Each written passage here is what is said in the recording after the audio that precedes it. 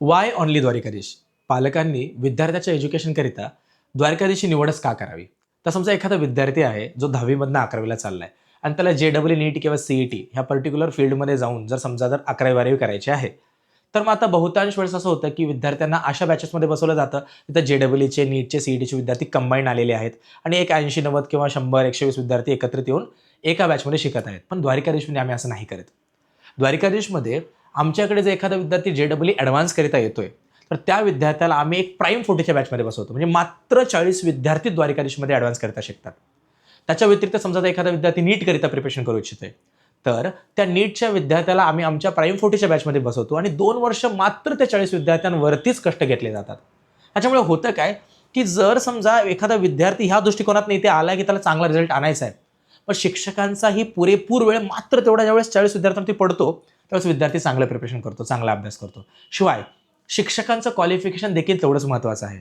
असं नाही की कोणताही लोकल लेव्हलचा जर पर्सन असेल तर तो विद्यार्थ्यांना शिकवेल आणि विद्यार्थी नॅशनल लेव्हलच्या एक्झामिनेशनमध्ये फर्स्ट असं होऊ शकत नाही.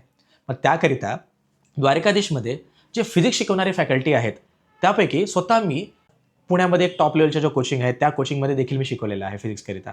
तर मी विद्यार्थ्यांना स्वतः ॲडव्हान्स नीट किंवा CETसाठी शिकवतो. त्या जोडीला माझे जे पार्टनर आहेत, ते स्वतः IIT पवईमधनं पास आउट आहेत. ते देखील विद्यार्थ्यांना फिजिक्स शिकवतात. आमच्या इथे तशी केमिस्ट्री शिकवण्याकरिता जे टीचर आहेत, त्यापैकी एक teacher IIT Palakkad pass out आहे.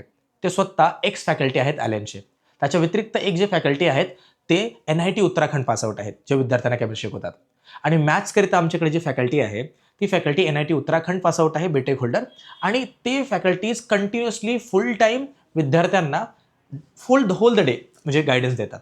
त्याच जोडीला आमच्या इथे एक टीचर आहे ज्यांचं MTech झालेलं आहे, ते बायोलॉजीकरिता विद्यार्थ्यांना पूर्ण दिवस गायडन्स देत असतात. तर मग जर समजा मोजके विद्यार्थी आहेत, शिक्षक क्वालिफाईड आहेत आणि जर आम्ही त्यांना फुल टाईम शिकवतोय, तर नक्कीच विद्यार्थ्यांना त्याचा 100% बेनिफिट मिळतो. त्याच्यामुळेच जेही पालक वर्ग आमच्याशी आज कनेक्टेड आहेत, म्हणजे मूळतः द्वारिकाधीशची जी लोणीची ब्रांच आहे, इथेशी आमच्याकडे 150 पालक कनेक्टेड आहेत आमच्याशी. तुम्ही जर कोणत्याही पालकाशी, जेही पालक आमच्याशी कनेक्टेड आहेत, त्यांना तुम्ही विचारलं की बाबा द्वारिकाधीशमध्ये आम्ही कोणत्या लेवलला शिकवतोय, तर नक्कीच तुम्हाला एक चांगला फीडबॅक पालकांकडून मिळू शकतो. त्याच्यामुळे विद्यार्थ्यांचा हा जो वेळ आहे 10वी पासनं जे 11वीमध्ये जाण्याचा वेळ, हा खूप महत्त्वाचा आहे. त्यामुळे माझी पालकांना नम्र विनंती असेल की आमच्यासाठी ते 150-200 विद्यार्थी असू शकतात, पण पालकांसाठी त्यांचा एकच मुलगा असतो. त्याच्यामुळे त्या विद्यार्थ्याचं करिअर ठरवत असताना 100% विद्यार्थ्यांचा विचार पालकांनी करावा आणि मल्टिपल कोचिंगमध्ये जाऊन काउन्सिलिंग घ्यावी. त्याच्यानंतर ठोस पॉईंट्स काढावेत की आमच्या विद्यार्थ्यावरती म्हणजे ते पर्टिक्युलर जे शिक्षक आहेत त्यांचं पूर्णतः लक्ष असणार आहे का? जर लक्ष आहे, तर मग त्या शिक्षकांचं तेवढं लेवल आहे का? हे जे काही पॉईंट्स जर पालकांनी काढले, तर नक्कीच पालकांना विद्यार्थ्यांचं भविष्य ठरवत असताना 100% मदत होणार आहे. Thank you very much.